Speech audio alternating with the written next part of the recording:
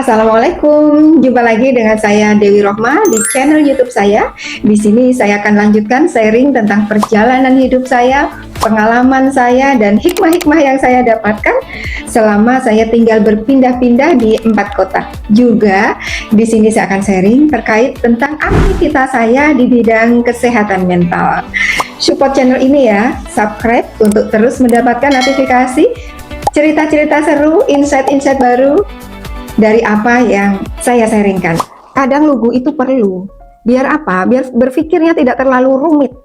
Jadi ketika sudah sampai di Jogja, akhirnya saya mulai melakukan pemeriksaan untuk anak saya ke spesialis THT ya di Rumah Sakit Sarjito. Yang saya lakukan hanya mengikuti tahap demi tahap ya, mengikuti tahap demi tahap apa yang disarankan oleh Profesor Tejo dan juga Dokter Chandra. Nah, terima kasih banyak Prof. Dok sudah membantu anak saya 21 tahun lebih yang lalu. Oke, jadi saya ikuti saja arahannya. Tanpa saya berpikir yang berlebihan terkait biayanya, terkait prosesnya. Karena kalau ingat itu, kayaknya waktu itu nggak bakalan jalan deh pengobatannya. Saya sudah overthinking duluan, cemas duluan. Tentu ketika itu belum kenal ya, overthinking, cemas berlebihan gitu ya. Jadi jalan aja, ya. Jalan saja. Apa yang bisa dilakukan saat ini, ya udah lakukan.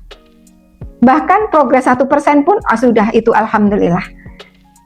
Hingga akhirnya Profesor Tejo menyampaikan, kami perlu waktu sekitar 2 bulan untuk mempelajari kasus ini. Nah, minta waktu 2 bulan. Itu suatu hal yang menguntungkan untuk saya sebenarnya, karena kalau langsung dilakukan tindakan operasi tentu suami saya tidak bisa hadir ya, dan saya perlu suami saya untuk hadir untuk kita bisa saling menguatkan. Akhirnya Profesor Tejo kala itu ya mempelajari dulu kasus itu dan sekitar 1,5 bulan. Nah, kemudian 1,5 bulan tidak sampai 2 bulan pada akhirnya ya beliau memberi kabar bahwa beliau siap untuk melakukan tindakan operasi. Dan akhirnya suami saya pun datang untuk kita sama-sama mendampingi bayi kecil kami yang usianya masih 2,5 bulan menuju 3 bulan untuk menjalani proses operasi besar. Kenapa disampaikan bahwa ini proses operasi besar? Karena dari pihak rumah sakit menyampaikan kasus ini langka.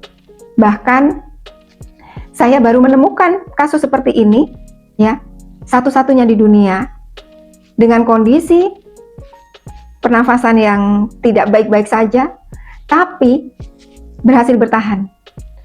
Nah, namun sebelum operasi dokter menyampaikan bahwa kemungkinan operasi ini berhasil kecil dan kami mengambil kemungkinan itu.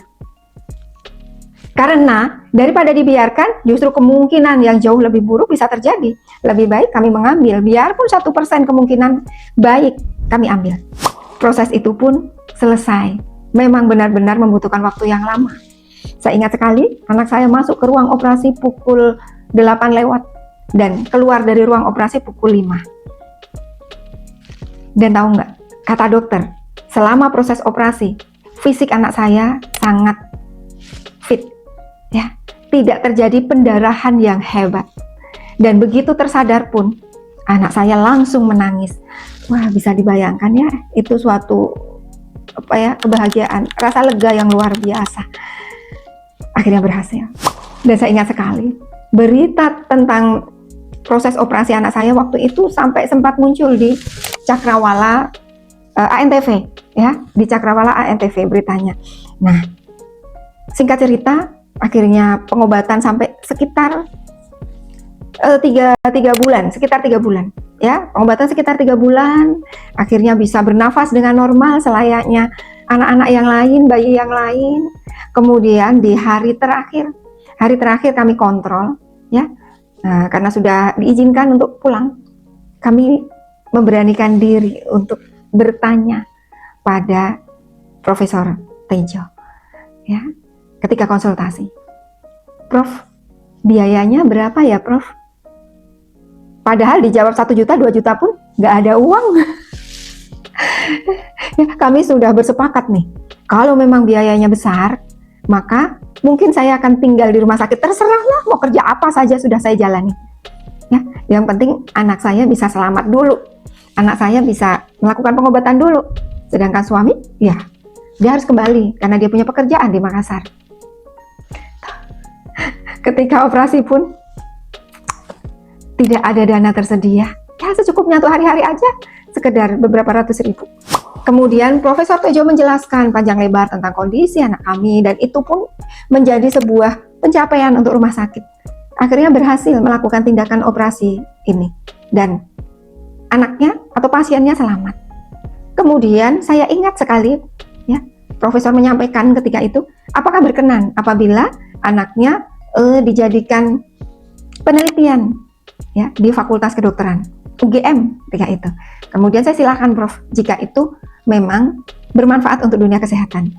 Jadi memang setelah operasi sampai masa perawatan di rumah sakit itu sangat sering sekali, ya, mahasiswa-mahasiswa koas itu datang ke ruangan kami, kemudian melihat kondisi anak kami. Nah, kemudian kami diminta untuk ke ruang administrasi, menyelesaikan administrasi. Kami sudah siap mental, wes terserah sajalah bagaimana nanti akhirnya. Yang penting anaknya sudah selamat dulu. Nekat, ya, nekatnya muncul lagi. Kenapa kami bilang nekat?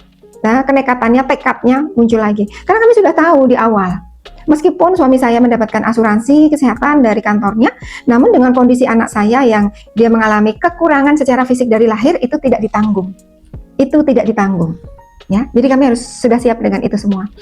Dan ketika kami ke ruang administrasi, ternyata, ya, tahu nggak? Ini, Masya Allah, ini benar-benar Allah sudah menunjukkan kuasanya untuk kami. Biaya operasinya, biaya opname di rumah sakitnya, 0 rupiah. 0 rupiah. Bisa dibayangkan.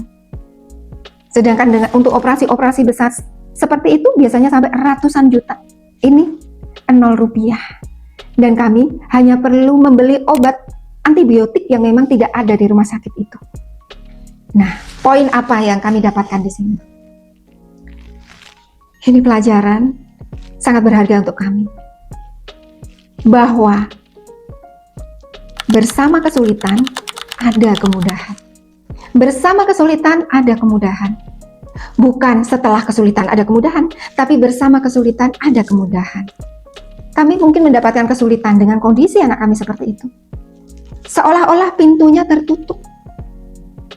Apakah anak ini bisa selamat? Apakah anak ini bisa bertahan? Seolah-olah tertutup. Namun ternyata pintu-pintu lain terbuka. Mungkin, ya, kami memang ditakdirkan untuk belajar tentang ilmu komputer hingga terbiasa berselancar di dunia maya mencari solusi. Kemudian, meskipun dengan gaji yang bukan lagi pas-pasan, ya, kurang dalam hitungan manusia, kami masih bisa berangkat ke Jogja. Kemudian masih bisa dilakukan tindakan operasi. Kemudian kami dapat support secara mental dari keluarga, secara tenaga dari keluarga. Kemudian setelah itu semua selesai, ternyata biayanya 0 rupiah. Apakah kita manusia bisa menyusun skenario hidup sedetail itu, seindah itu, sesempurna itu? Tentu tidak akan pernah mampu. Namun ternyata Allah Subhanahu wa Ta'ala telah mengaturkannya dengan sangat detail, dengan sempurna, dengan indah. Inilah yang saya sebut, ini turning point dalam hidup kita. Ya, inilah turning point dalam hidup kita. Bisa jadi hal yang menurut kita itu tidak baik untuk kita, membuat sedih kita, merasa itu sebuah musibah, sebuah ujian. Namun ketika kita berproses untuk menerimanya pelan-pelan, untuk menjalaninya selangkah demi selangkah, justru ternyata itu menjadi sebuah hadiah indah. Menjadi sebuah hadiah indah. Bagaimana Allah langsung, ya, yang membentuk kita, mengajar kita tentang tidak perlu kamu sibuk mengurusi yang bukan urusanmu. Sibuklah dengan ikhtiar yang bisa kamu lakukan saja. Ya, bukankah kita diberikan anak, suami, orang tua, seperti apapun itu sudah atas izin Allah, takdir yang Allah sudah tetapkan. Lalu kenapa kita harus mengurus yang menjadi urusan Allah? Tugas kita hanya menerima. Oke, saya terima ya Allah, semua takdir yang telah Engkau berikan, saya terima. Dan saya siap dengan takdir-takdir baik selanjutnya. Dan tahu nggak, perjalanan untuk melakukan pengobatan anak saya yang pertama bukan hanya cukup satu kali itu. Berkali-kali, berulang kali masuk keluar ruang operasi. Namun di situ justru kami tidak merasakan kesulitan secara finansial. Ada saja caranya, ada saja solusinya. Hingga akhirnya kini gadis itu sudah berusia 21 tahun lebih. Dan semoga dia menikmati hidupnya, berkah hidupnya, bahagia hidupnya, dan sukses ke depannya. Masya Allah, ya. Kita sambung lagi bagaimana hidup ini mengajarkan banyak hal. Kita temukan, sama-sama belajar, dan tentu kawan-kawan juga mempunyai perjalanan hidup yang juga luar biasa. Ya, karena setiap orang berbeda, berjalan dengan relnya masing-masing. Maka terima, susuri sedikit demi sedikit jalan hidup kita. Salam sehat, salam bahagia, sejahtera. Saya Dewi Rohmah.